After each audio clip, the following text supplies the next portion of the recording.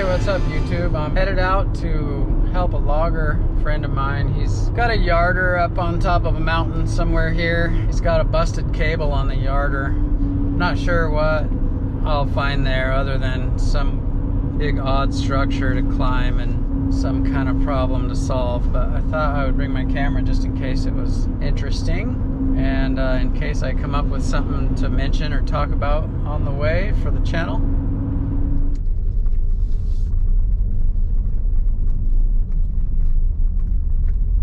So I just thought of something I could talk about because I've had a lot of recent inquiries into how do you find and maintain good help? Where do you get these guys and why do they stay? It's a good question, and I guess I learned what not to do by working for other people.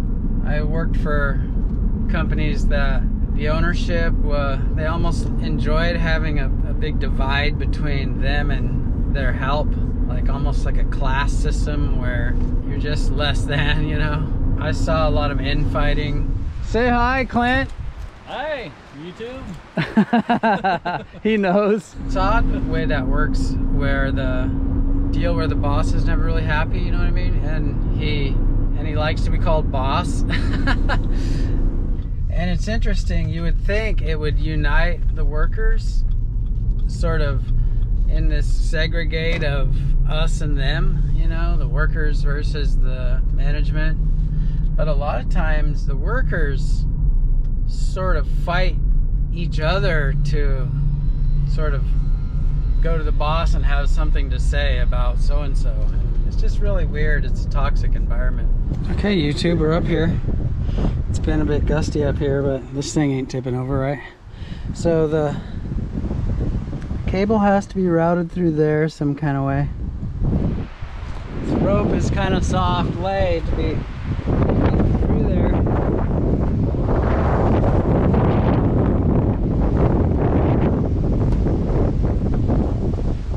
But as usual, I'm super optimistic.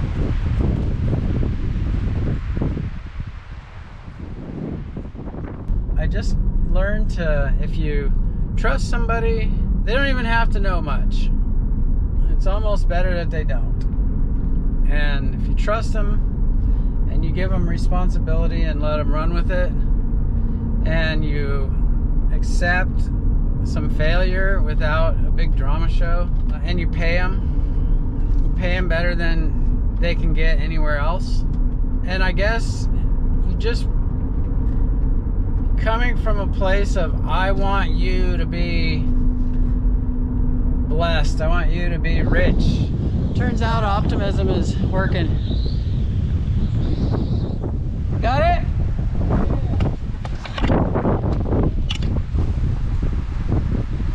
Need me to do anything?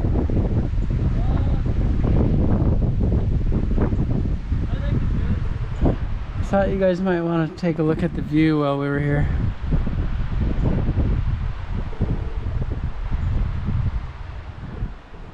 They got a couple operations. They got a hardwood operation, and they of course got the conifer stuff happening.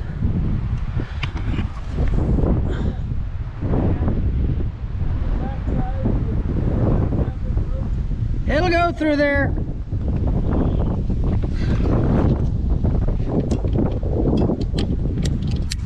The old Raptor's pretty handy.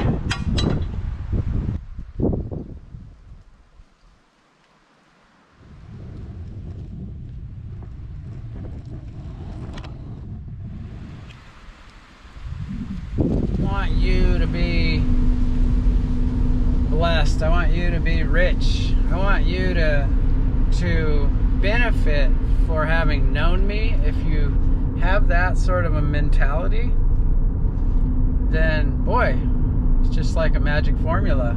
I don't know if everybody can get to that place in their mind. I mean, I've worked. This is the rope that I pulled that guy's tree down with that was hung up, and it was going to go over the power lines that time, and I've never used it to climb with, but this is the kind of stuff it still is useful. And I've worked for companies where the boss, where the owners were decent people. It's a good life being a tree man. But they still they like to boss. They like to manage, micromanage so much that there was no future really for me working there. If you can find somebody trustworthy, then give them responsibility and give them money and give them some ownership in it somehow. Let them run with it. Make the job more about a lifestyle, a way of life than about production today. And what happens is production happens on that day. Jim. This is Jim and Clint, father-son logging team, Selma, Oregon. Yep. Hi, YouTube. I guess that's what I have to say about that for now. I'm sure I'm missing something.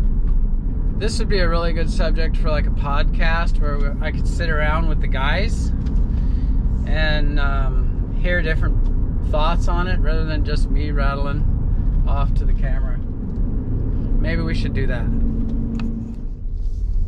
I just had another thought. One of the quickest ways to sort of roll with somebody else's failure, a mistake, an accident, a dent in a truck or whatever.